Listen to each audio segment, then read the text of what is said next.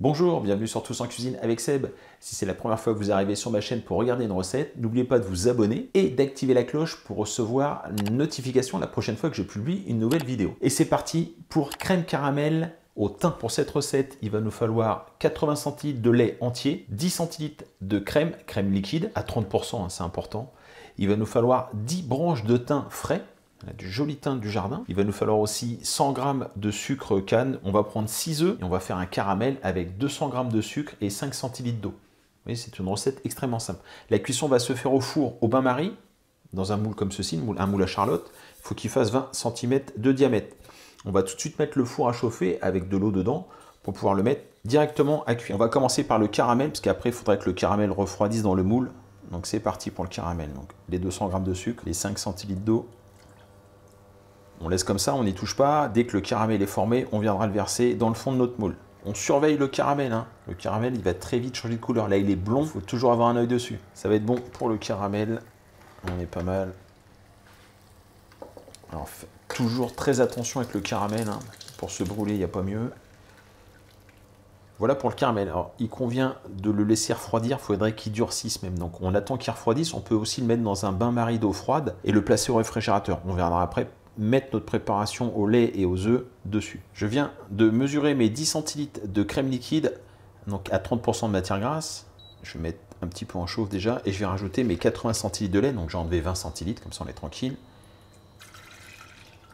On va faire chauffer sans atteindre l'ébullition, mais dès que ce sera bien chaud, dès que ça va commencer à fumer, légèrement buller, on s'arrête et on va venir infuser notre thym dedans.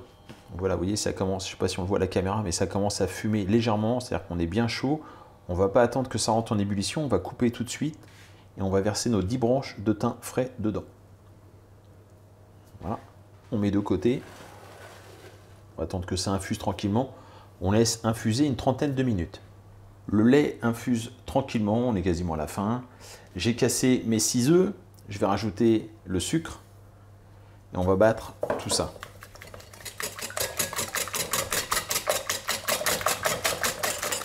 On a bien battu les œufs. On va rajouter le lait. On prend soin bien évidemment de filtrer.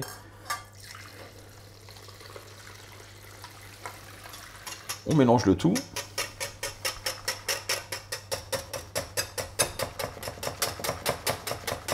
J'ai récupéré mon caramel, donc le caramel a durci, c'est parfait, il est froid, impeccable. On va verser la préparation dedans.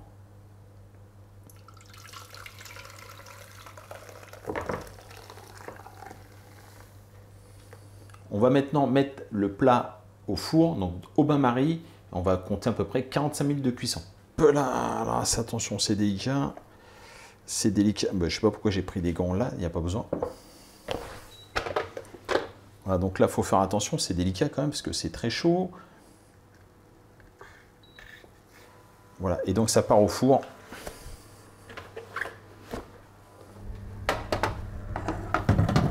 La crème caramel a passé toute la nuit au réfrigérateur.